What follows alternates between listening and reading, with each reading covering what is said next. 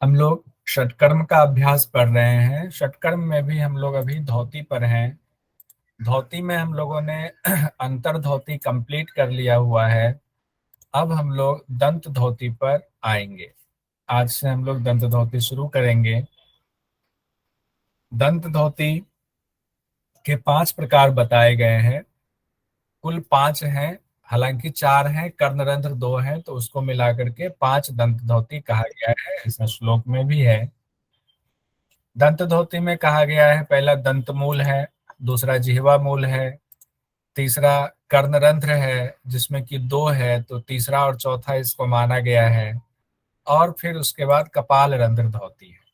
तो इस तरह से 5 दंत धोती हैं। तो हम लोग श्लोक में देखते हैं कि क्या कहा गया है।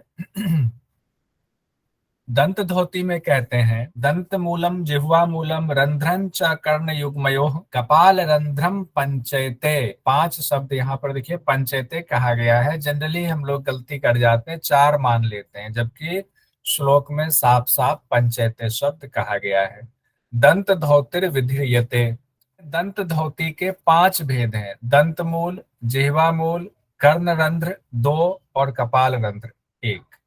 तो इस प्रकार से देखने में 4 लगते हैं, लेकिन है 5, क्योंकि कान के 2 छिद्र हैं, 2 रंध्र हैं। रंध्र मतलब छिद्र होते हैं। तो ये मिला करके पंचैत यानी कि 5 प्रकार की हुई। दंत धोती की 5 प्रकार ये बताए गए हैं। अब आगे कहते हैं, अब एक एक करके हम लोग लेंगे। दंत मूल के बारे में क्या कहा गया है। दंत मूल के बारे में कहते हैं, खादिरेन रसेनाथ शुद्ध मृत्तिकया तथा मार्जयेत दंत मूलम च यावत किलविष आहरेत। यावत किलमिषम आहरेत, अगर उसको तोड़कर पढ़े तो यावत किलविषम आहरेत। तो इस तरह से कहा गया। खादिरेन का मतलब होता है कत्था।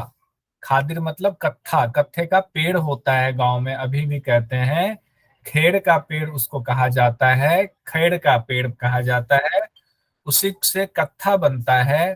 कहते हैं वो जो खैर का पेड़ होता है, कत्थे का पेड़ होता है, उसका रस जो है उसका इस्तेमाल करना है, या फिर शुद्ध मृत्तिका तथा या फिर शुद्ध मिट्टी का इस्तेमाल करना है। जो माटी हम लोग कहते हैं, उस माटी का इस्तेमाल करना है।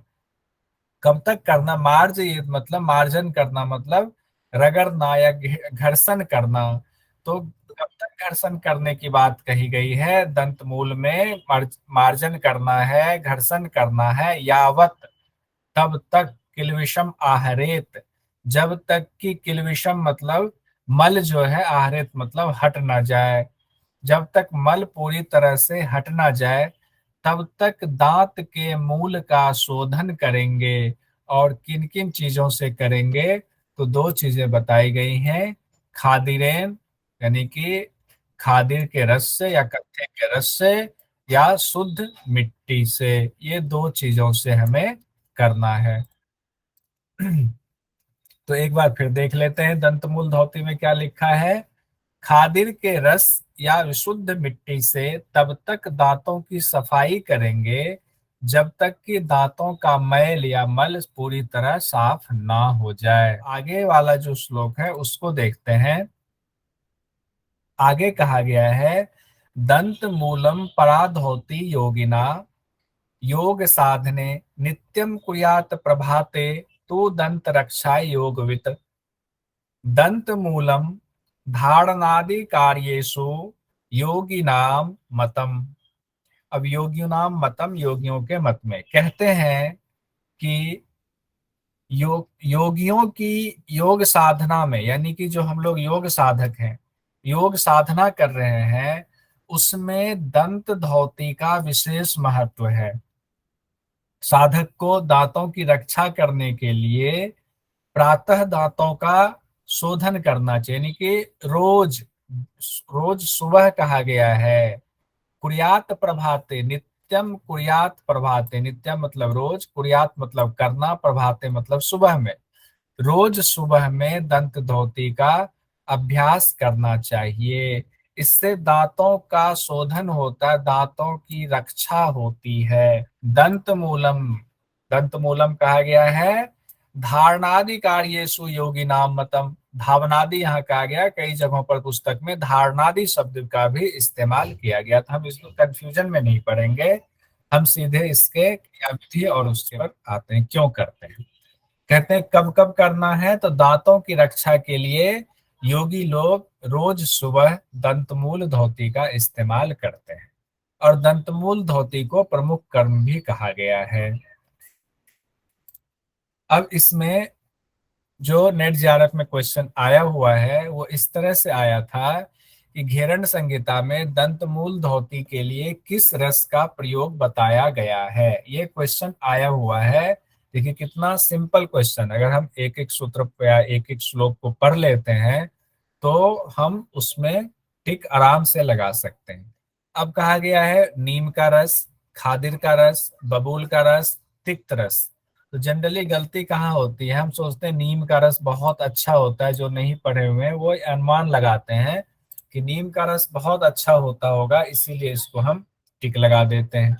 जबकि तुषार जी ने सही लिखा है खादिर रस। अगर आप श्लोक पढ़ेंगे तो उसमें साफ साफ लिखा हुआ है खादिर के रस का, खादिरेण रसेनाथ। यहाँ बबूल, बबूल भी दिया, और कंफ्यूजिंग वाला जिन्होंने नहीं पढ़ा हुआ है उनके लिए, क्यों, क्योंकि बबूल भी दांत के लिए अच्छा माना जाता, तभी बबूल के नाम से कई टूथपेस्ट भी आ गए हैं। तिक्त रस का इस्तेमाल कर दिया गया है, तो सही आंसर हमारा है खादिर रस का इस्तेमाल किया जाता है। ये नेट जेआरएफ में क्वेश्चन आया हुआ है। अब दंतमूल के बाद जो हमारा है, दंतमूल धोती के बाद आगे है हमारा जिह्वा मूल धोती। अब जिह्वा मूल धोती भी बहुत इंपॉर्टेंट है, क्योंकि खेचरी मुद्रा से इसका संबंध है। कहते हैं जिह्वा मूल धोती में अथातः संप्रवक्ष्यामि जिह्वा शोधन कारणम जरा मरणम रोगादीन नाश येत दीर्घ लंबिका। कहते हैं कि अथातः संप्रवक्ष्यामि, अब इसके बाद जिह्वा को शुद्ध करने का उपाय बतलाता हूं। महर्षि घेरन अपने शिष्य चंड कपाली से कहते हैं तुमने दंतमूल धोती तक देख लिया, अब जिह्वा मूल धोती में बतलाता हूं, अब उसको सुनो। कहते हैं कि दीर्घ लंबिका के लिए, यानी कि लंबी जिह्वा जो है, दीर्घ लंबिका शब्द का इस्तेमाल बाद में किया गया है, लेकिन कहते हैं दीर्घ लंबिका जो है, यानी कि लंबी जिह्वा जिनकी है, उससे क्या होता है, जरा मरणम, यानी कि जरा मतलब बुढ़ापा, मरणम मतलब मृत्यु, रोगादीन यानी कि रोग आदि, नाशियत इनका नाश होता है। किससे नाश होता है, तो दीर्घ लंबिका से, यानी कि लंबी जिह्वा जिनकी है उनसे फायदा क्या होता है, जरा का नाश होता है, मरण मृत्यु का नाश होता है, रोग आदि का नाश होता है। ये तीन चीजें इसमें इंपॉर्टेंट बताई गई हैं कि दीर्घ लंबिका के ये तीन फायदे हैं, जरा, मरण और रोग आदि, ये दीर्घ लंबिका से इनका नाश होगा। अब कहा गया है कि इसका अभ्यास कैसे करना है। पहले तो विशेषता बता दी गई है जिह्वा शोधन की, महर्षि घेरन ने अपने शिष्य चंड कपाली को बताया है। उसके बाद अब विधि बता रहे हैं। विशेषता बताने के बाद विधि में कहते हैं तर्जनी मध्यमानामा, यानी कि तर्जनी, मध्यमा और अनामा तीन उंगलियों का इस्तेमाल बताया गया। एक साथ पढ़ेंगे, तर्जनी मध्यमा अनामा, और अलग अलग तर्जनी मध्यमा और अनामिका। अंगुली त्रयोगतः, अब इन तीनों उंगलियों को जोड़ करके वेशयेद गल मध्य, तो भैया को एक मिनट के लिए मोबाइल चाहिए था। हाँ दे दिया। वेशयेद गल मध्य, यानी कि वेशयेद मतलब अंदर प्रवेश कराना है, कहा, गले के मध्य में। तू मार्जयेद लंबिका मूलम, अब कहते हैं कि तीन उंगली आप ले लें, कौन कौन सी उंगली, तर्जनी, मध्यमा और अनामिका। इन तीनों उंगलियों को उंगली त्रय योगात, योगात मतलब जोड़ना, इन तीनों उंगलियों को जोड़ करके उसके बाद क्या करना, वेसियेत, इसको अंदर प्रवेश कराएंगे गले के मध्य में। उसके बाद मार्जियत मतलब अंदर बाहर, मार्जन करना मतलब एक तरह से मालिश करना को मार्जन शब्द का मतलब होता है मालिश करना। उसके बाद कहते हैं शनैः शनैः मार्जयित्वा कफ दोषम निवारयेत। शनैः शनैः का मतलब होता है धीरे धीरे मार्जन करने से कफ दोष का निवारण होता है। तो एक क्वेश्चन यहाँ आ गया। उसके बाद कहते हैं मार्जयेन नवनीतेन दोह्येच्च पुनः पुनः। अब कहते हैं आपने पहले तो उंगलियों से कर लिया, उसके बाद मार्जन करने के लिए कहते हैं मार्जयेन नवनीतेन। नवनीत मतलब होता है मक्खन, फिर हम मक्खन से दोहियेत दोहेंगे, दोहन करेंगे। दोहना मतलब खींचना, मक्खन लगाकर, जिह्वा पर मक्खन लगाकर पुनः पुनः उसको खींचेंगे। उसके बाद कहा गया है तदग्रं लौह यंत्रेण कर्षयित्वा शनैः शनैः। उसके बाद लौह यंत्र से, कर्षयित्वा मतलब खींचेंगे, लोहे के यंत्र से जिह्वा को खींचेंगे। शनैः शनैः मतलब धीरे धीरे जिह्वा को लोहे के यंत्र से खींचेंगे। तो अब देखिए 3 स्टेप यहाँ पर बताया गया है। पहला स्टेप है आपका 3 उंगलियों का इस्तेमाल करेंगे, 3 उंगलियों का इस्तेमाल करके जिह्वा का हम मार्जन करेंगे, मार्जन करेंगे। दूसरा स्टेप में बताया गया है कि अब हम मक्खन यानी नवनीत लगा करके फिर हम जिह्वा को खींचेंगे, खींचेंगे, उसको दोहन करेंगे। उसके बाद तीसरे पॉइंट में कहा गया है कि हम क्या करेंगे, लोहे के यंत्र से फिर उसको धीरे धीरे खींचे।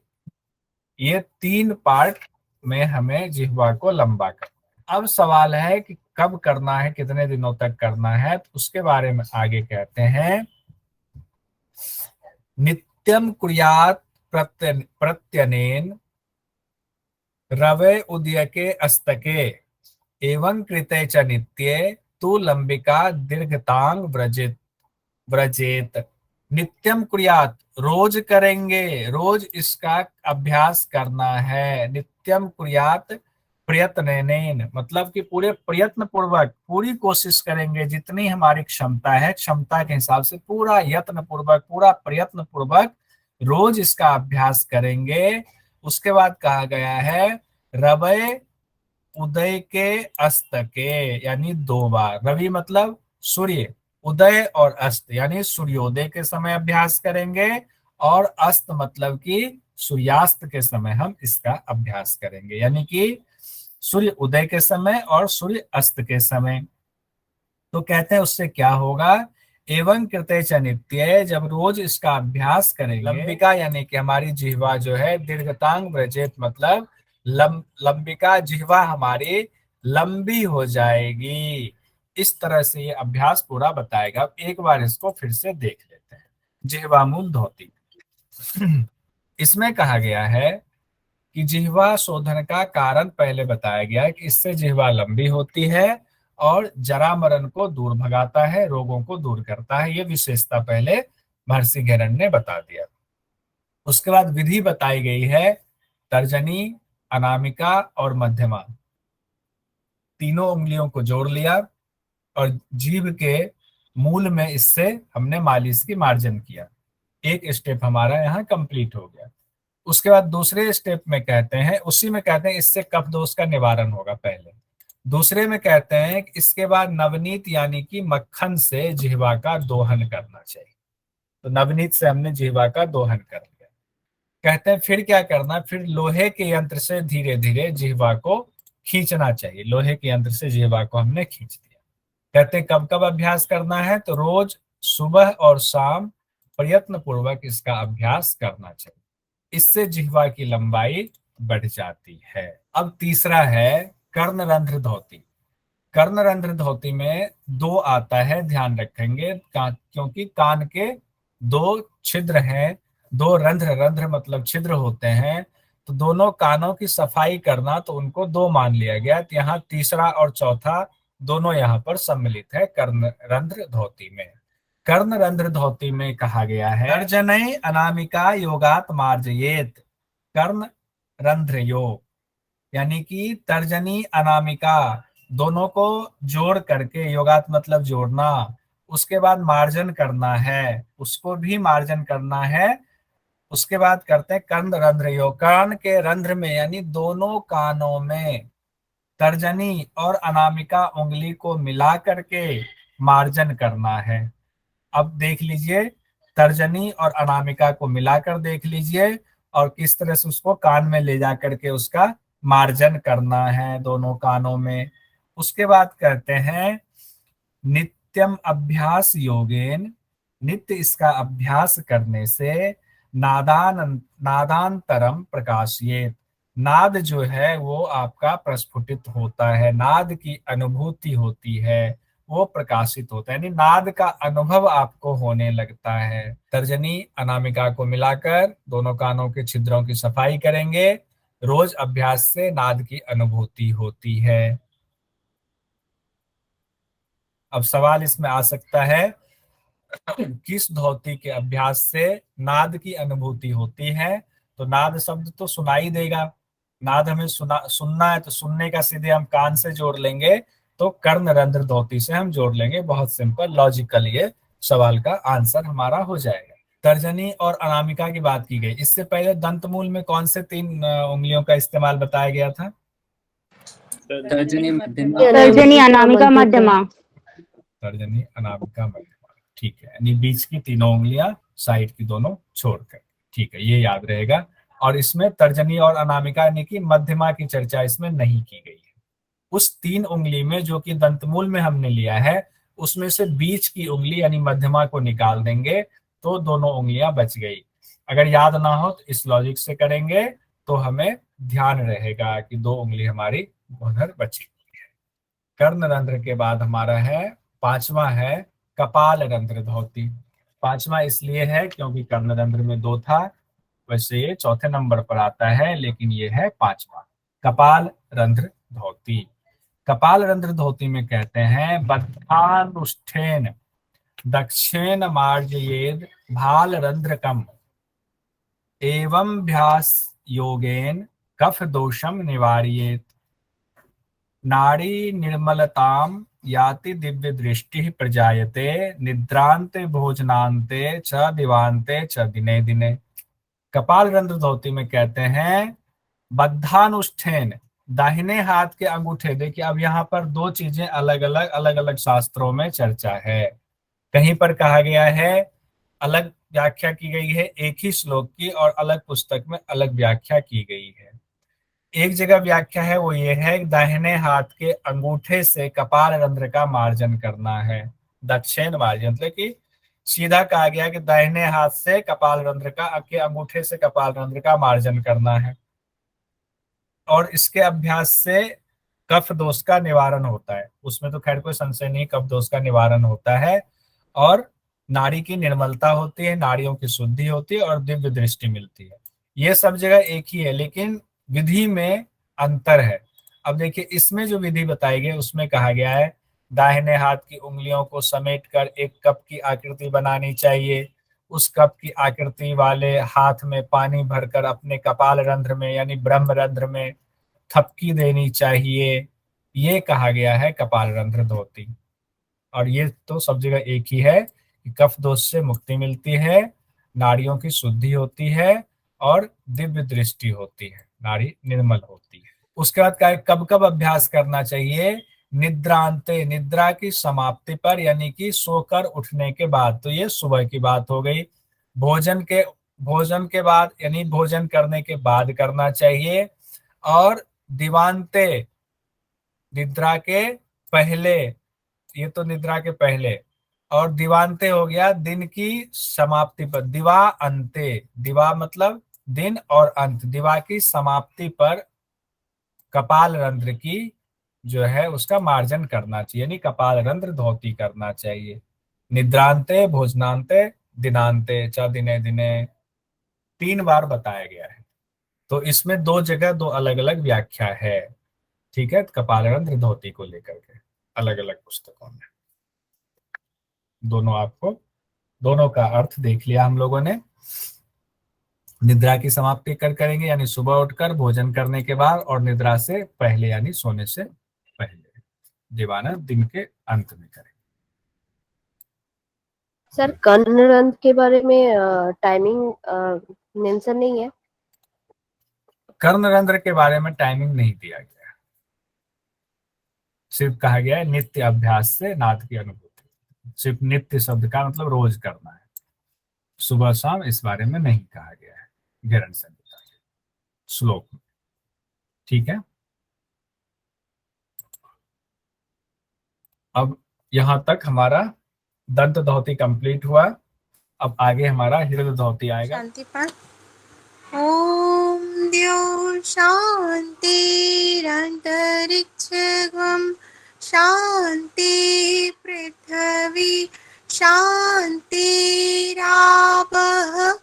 रोषधयः शांतिः वनस्पतयः शांतिर्विश्वे देवाः शांतिर्ब्रह्मा शांति सर्वशांतिः शांतिरेव शांतिः सामा शांतिरेधि। ओम शांति शांति शांति।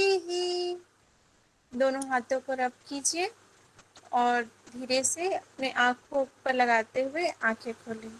हरिओम सर, धन्यवाद।